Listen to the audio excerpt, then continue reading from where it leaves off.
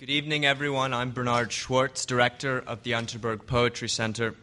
On behalf of the Poetry Center, I'd like to take this opportunity to thank some of our seasoned supporters: the Greenwood family, the National Endowment for the Arts, Eva Usedan, Joan and Jack Jacobson, the Kaplan Foundation, Amazon, and the New York State Council on the Arts. Before beginning, I wanted to mention some of our other upcoming poetry events. These include readings by Terence Hayes, Natasha Trethewey, and the winners of the 2010 Discovery Boston Review Poetry Contest, as well as the Poets Theatre, the correspondence of Elizabeth Bishop and Robert Lowell, with actors Kate Burton and Michael Kumsty. Following tonight's readings, we invite you all to a book signing and public reception in the lounge located through the doors at the back of the hall. Books will be available for purchase at that time, courtesy of Barnes & Noble. Jeffrey Yang's first book of poems, An Aquarium, won the PEN Osterweil Award for Poetry in 2009. He has also published translations of Chinese poet Su Shi, and for the last 10 years has worked at New Directions, where he serves as Dunya Mikhail's editor. Please welcome Jeffrey Yang as he introduces Dunya Mikhail.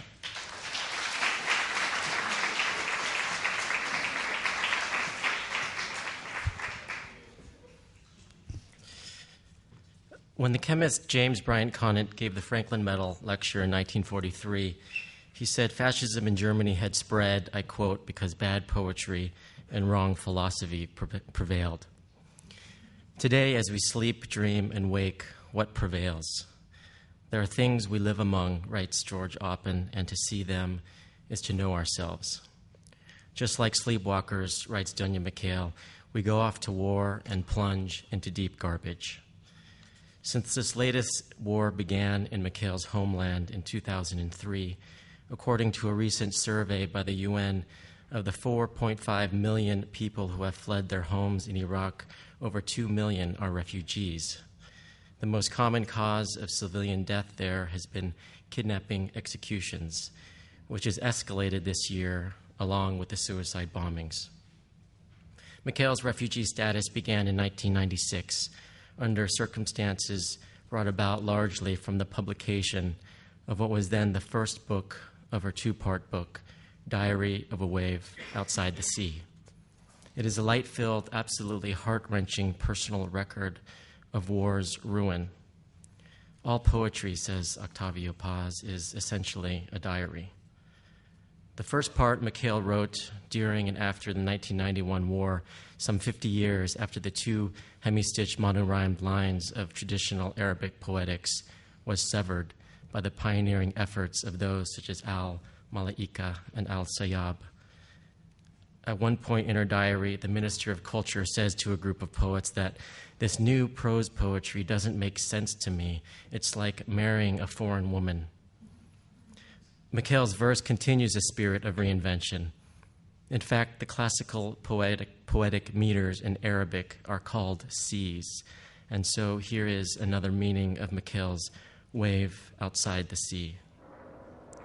The powerfully imaginative, visionary quality of Book One of her poem is akin to 17th century Mexican poet Sor Juana's great intellectual mystical work, First Dream. Both are poems of geometry and science. Mikhail has had a deep interest in mathematics and chess since she was a child. Both are poems of night and dream, of the soul's voyage, says the I in the diary. In a world with no end and no dimension, the soul goes backward and forward to see events before they take place. Both poems try to make sense of the respective universe of point and wave, atoms and sea herbs, except in Mikhail's poem, the dream is created by the collision of war and poetry. The figure in her book even tries to rid herself of poetry and is then whisked away by a spaceship to another planet where she finds a river to lie down beside and nap, and like Prospero enters another dream. For Sor Juana, the human essence is part angel, part animal, and part plant. These three resemblances are mirrored in Mikhail's poem. A winged woman rises to a heavenly voice. Tigers give lessons on the art of domestication. Utanapishtim, the survivor of the flood in Gilgamesh, appears and reveals the secret of the plant that grants eternal life. Later, Mikhail's grandfather, whose beard she would reach into as a child, is swallowed by a strange plant. Letters dance in the sea, shift and form different meanings, creating the world. In such images and storytelling, Mikhail's poem is also a celebration of childhood and children. Her diary opening in her own childhood in Baghdad and ending in the childhood of her daughter, Larsa. Larsa, an ancient name of Mesopotamia. Larsa, goddess of the sun. Through forests of symbols, Mikhail names the elements of her childhood universe, recalling Senghor's kingdom of childhood that is summoned through poetry in order to prophecy of the new city of tomorrow, reborn out of the ashes of the old. The second part of Mikhail's poem was written at a far distance from a different war that raged and still rages in her homeland. It looks back at her past life in Iraq and Jordan and traces her journey to the U.S. Vivid memories rise up of her family, her friends, her poet peers, her time working as a journalist, her mother who cooks feasts for the neighborhood, the death of her father, a warm, generous man who runs a restaurant and hotel, her love gained, then lost, then regained by chance, the bombings. There never was a post-war literature in Iraq, she writes. And of her wedding, after years of separation from her beloved because of war. I thought my wedding to Mazin would be a magical event. Instead, my dress was so long, I could hardly walk in it. The reception was boring, and the band was bad. Everything was picked in a hurry and criticized by our relatives. The wedding was badly organized. Like the pre-Islamic poet Shanfara, exiled from the tribe, Mikhail joins the near end to the far. Her ancestors are Catholic Chaldeans. She speaks Aramaic only with her mother, and she is now a U.S. citizen and comes to us as the recording angel. Pasternak equated exile with death, but as we know, with every death, there is rebirth, the possibility of a new home. In an interview on NPR, Mikhail was asked if she saw her poetry as part of a healing process. She replied that she didn't think poetry heals, but instead keeps the wound open forever. And with this opening of the wound, Mikhail has enriched our culture with her stories, her vast childlike imagination, her questionings, her lightness and humor, the spirit of her poetry, deepening our understanding, enlarging our interior country. This is her reply to what prevails. A wave breaking outside the sea, she writes. In this way, I go on. Please help me welcome Danya Mikhail.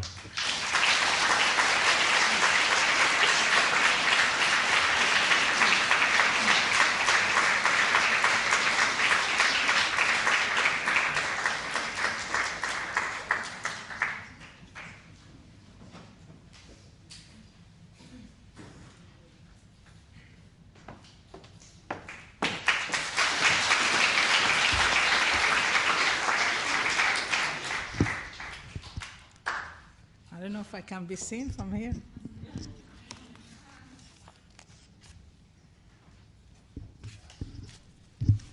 Good evening. Thank you, Jeffrey, for the wonderful introduction. And thank you all for coming. It is an honor to be here with you and to be in this place and to read with Louise Gluck. That's too much of luck.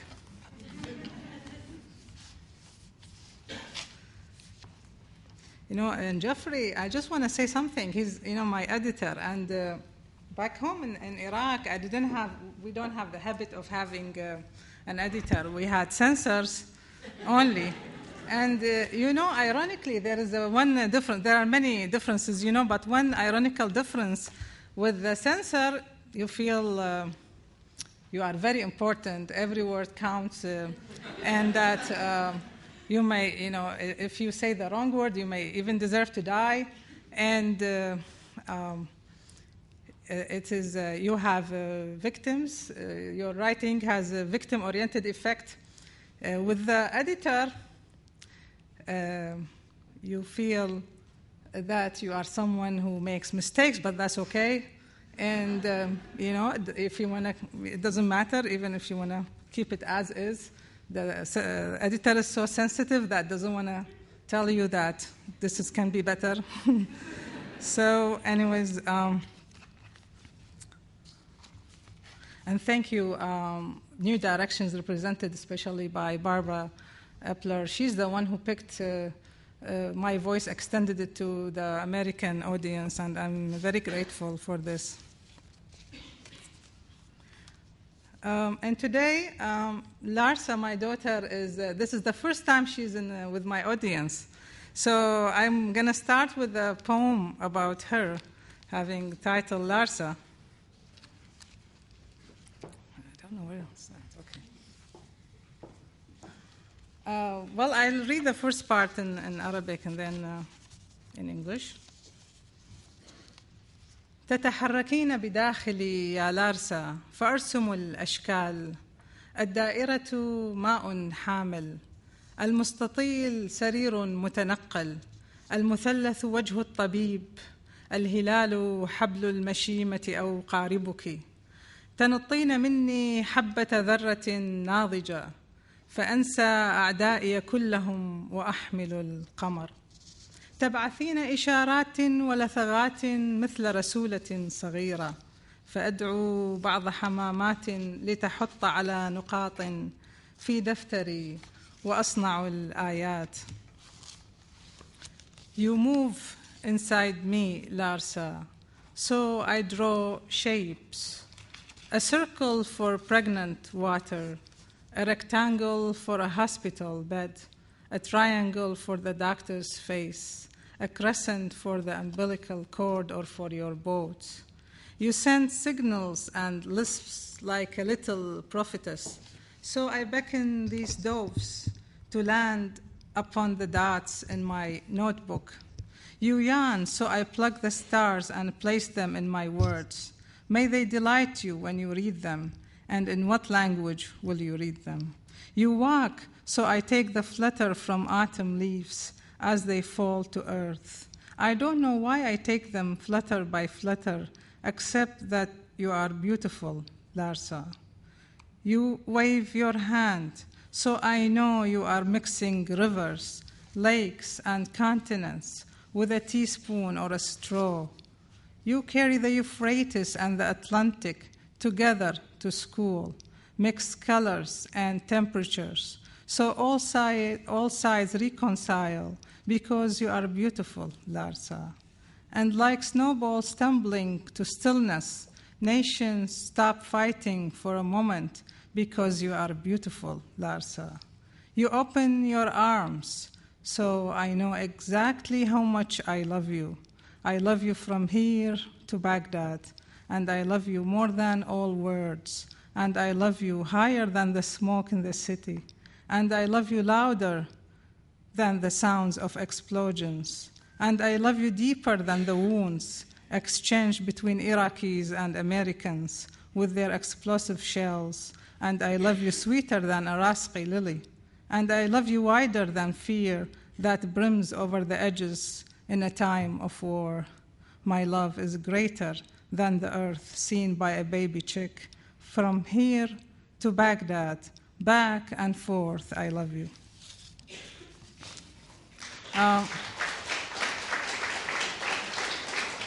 Thank you.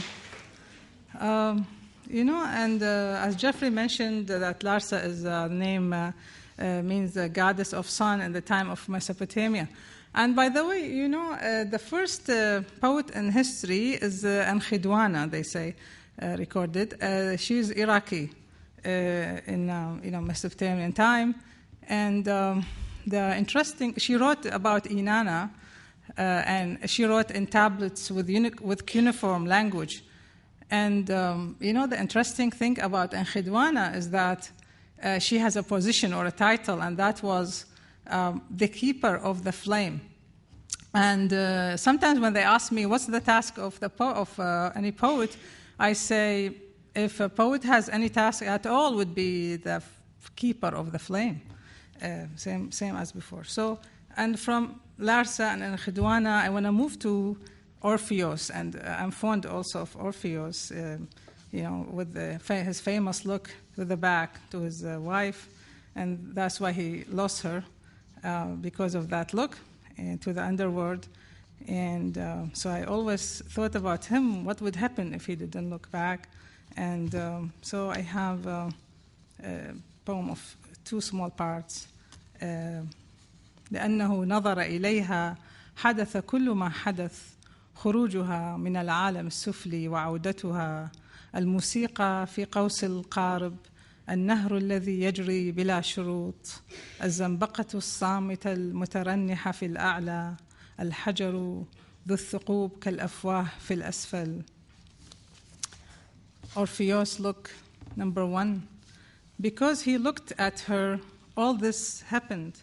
Her coming out of the underworld, her return, the music in the ark of the boat, the river flowing with no conditions, the silent lily swaying above, the stone of holes like mouths underneath, the skies falling from I love you, the little notes to read over and over, the beauty of no time and no place, the life of birds carrying their feathers only. 2, if only he did not look at her, they would be together, maybe in the kitchen, sharing a cup of coffee, or talking about politics that never change, or blowing the candles of their anniversary of 500 years with goats dancing around, or listening to music, the name of which they forgot, or coughing with bits of dust everywhere, or sitting gently like 2 statues of salt. And by the way, these poems I'm reading, they're from outside the book, and that's how excited I am. It's risky. I shouldn't read from, because this is like with translation not edited yet. I don't know how bad it is yet, but I'm excited. I want to read some of the new ones, and maybe at the end I will go to the good ones in the book. And maybe that movement from underworld to upperworld is vertical, but I want to go now horizontally, and from life to a second life. And this came from, I thought that we Iraqis deserve a second chance of life, but maybe everyone, a second life. After this life, we need a second life to apply what we learned in the first. We commit one error after another. We need a second life to contemplate the first. We merry-go-round. We need a second life for love only. We need time to finish our prison sentences and then live free in the second life. We need one life to learn a new language and a second life to speak it fluently. We write poetry and move on. We need a second life to know what the critics thought of us. Pain takes time to dissipate. We need a second life to learn how to live without pain. And, speaking of that I thought that Iraqis need a second life. Iraqis, or let me not talk about it. I have a poem, also one of those risky ones, that's called Iraqis and Other Monsters.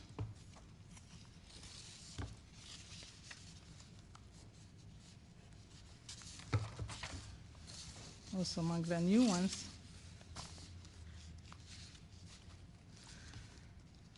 They are scary beings. They have dark, dangling heads. They roam the desert in bulls and lion skins, their wide eyes glittering with swords. They rub their mustaches when they promise or threaten or flirt. From their giant noses, a lot of smoke pours out and rises to the sky. They shake the earth with such strength the dead wake up. They live in darkness with no water or electricity. Dust is their food and clay is their bread. They never sleep or rest. They have weird habits. The Sunni say the Shia all have tails. The Shia carry keys to heaven in their pockets in case they should suddenly die. The Kurds take to the mountains when they fight and when they dance the dabka. The Chaldeans consult the stars to make decisions. The Assyrians stick feathers on their heads to prove they have defeated the eagle. The Armenians throw themselves into the river whenever they get annoyed. The Mandais celebrate their festivals by staying 3 days at home. The Yazidis honor the devil and reverie the lettuce. The Turks keep hoping the Sultan will return. Iraqis and other monsters, at sunset, whenever guns are silent, take their harps out of boxes, and all of them play for the missing until morning. So we Iraqis have weird habits, and I should say we Americans, now I'm hyphenated, both Iraqi American, also have some weird habits. I think that one of them is asking so many questions. And I have one, it's called America, about that also, to be fair. But before that, let me read one more short poem from outside the book, and then I will go to that. This is, and my friend Lori is mentioned here, and she's here, and for her attendance, I'll read this. It was on the first day of this year, very first day I wrote this poem, called Everything. Everything tells me it's the end of the world. Nostradamus and the new killing viruses and the ozone and the wars and the dangerous trace of the butterfly and his cold, brief message in reply to her long poem and the way that ant is carrying her body. She's not about storing anymore. But what makes me change my mind is the world outside the window, the clouds that always know their way, the seashell that did not reveal the complete secret, the wishes that I whispered by the fountain and must be answered, and Lori's last sentence, everything is going on now. And Americans, that ask questions, and I noticed this from very first day when I arrived to the country, but I don't blame the policewoman for somebody coming from under the ruins and having a passport with the first tourist visa. It's like suspicious thing. So, but I wrote a poem called, it's a long poem. I'm going to read just part of it, maybe first part and then last part of it. America. Please don't ask me, America. I don't remember on which street, with whom, or under which star. Don't ask me. I don't remember the colors of the people or their signatures. I don't remember if they had our faces and our dreams, if they were singing or not, writing from the left or the right, or not writing at all, sleeping in houses or sidewalks, or in airports, making love or not making love. Please don't ask me, America. I don't remember their names or their birthplaces. Don't ask me. I don't remember what time it was, what the weather was like, which language or which flag. Don't ask me. I don't remember how long they walked under the sun or how many died. I don't remember the shapes of the boats or the number of stops, how many suitcases they carried or left behind, if they came complaining or without complaint. Please don't ask me, America. Tomorrow, the whiteness will expose all its colors as we celebrate the return of what was lost or concealed in the whiteness. How should I know, America? Which of the colors was the most joyful, tumultuous, alienated, or assimilated of them all? How would I know, America?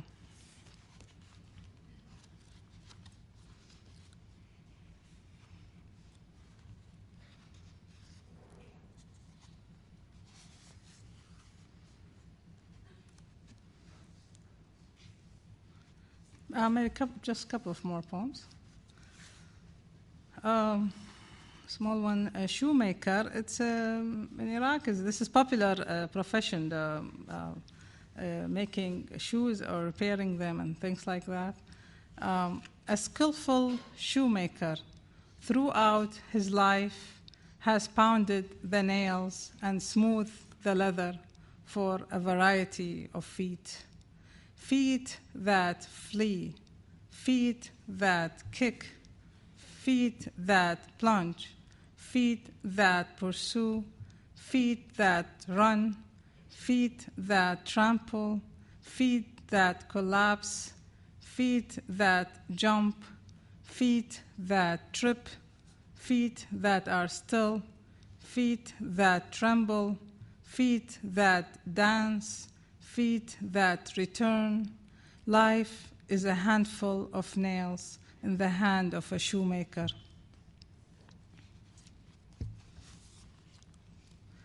Somebody before coming asked me that I have to read The War Works Hard, so I'm going to end with it.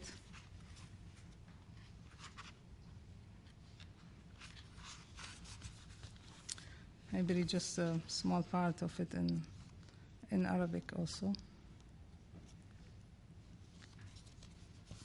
الحرب تعمل بجد. كم هي مجدة الحرب ونشطة وبارعة. منذ الصباح الباكر توقظ صفارات الإنذار، تبعث سيارات إسعاف إلى مختلف الأمكنة، تؤرجح جثثا في الهواء، تزحلق نقالات إلى الجرحى، تستدعي مطرا من عيون الأمهات. The war works hard. How magnificent the war is, how eager and efficient. Early in the morning, it wakes up the sirens and dispatches ambulances to various places, swings corpses through the air, rolls stretchers to the wounded, summons rain from the eyes of mothers, digs into the earth, dislodging many things from under the ruins. Some are lifeless and glistening, others are pale and still throbbing. It produces the most questions in the minds of children, entertains the gods by shooting fireworks and missiles into the sky, sows mines in the fields, and reaps punctures and blisters, urges families to immigrate, stands beside the clergymen as they curse the devil. Poor devil, he remains with one hand in the searing fire. The war continues working day and night. It inspires tyrants to deliver long speeches, awards medals to generals and themes to poets. It contributes to the industry of artificial limbs, provides food for flies, adds pages to the history books, achieves equality between killer and killed, teaches lovers to write letters, accustoms young women to waiting, fills the newspapers with articles and pictures, builds new houses for the orphans, invigorates the coffin makers, gives grave diggers a pat on the back, and paints a smile on the leader's face. The war works with unparalleled diligence, yet no one gives it a word of praise. Thank you very much.